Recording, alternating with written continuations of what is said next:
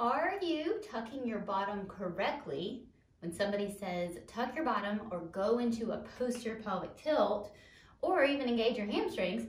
Or are you going the opposite way and actually engaging your hip flexors? All right, so join me and let's see if we can work through a couple of these cues to see if you're actually tucking your pelvis or tucking your tailbone correctly when someone says tuck your tailbone. All right, so what I want you to think about doing, or what ends up happening when this goes wrong and someone says tuck your tailbone and you end up using your hip flexor. So let's say I'm going to do a bridge and somebody says roll up one vertebrae at a time. So you want to start by tucking and then rolling up. Now, what happens when this turns into a hip flexor exercise? I have had probably 25% of the people that have said tuck and they've done this.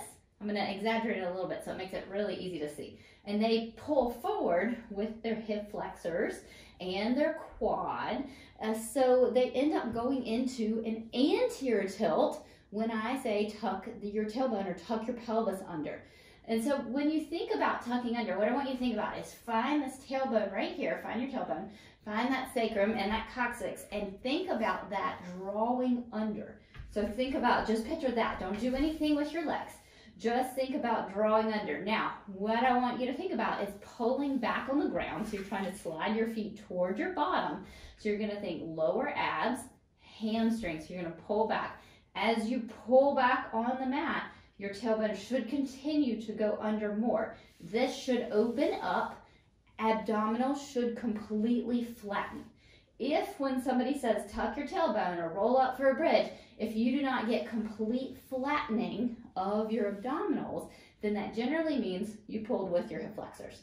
Okay, so think back of legs, pull those heels toward your bottom. You're actually going to move them, but pull those heels toward your bottom.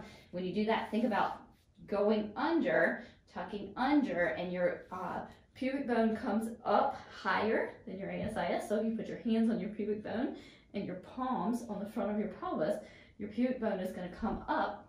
ASIS of your pelvis is going to go down. And that is how you would go into a bridge where you want to roll up one segment at a time. And just make sure you don't go this way, okay? So hopefully that little tip helped. Have you been tucking your bottom correctly, or have you been engaging your hip flexors?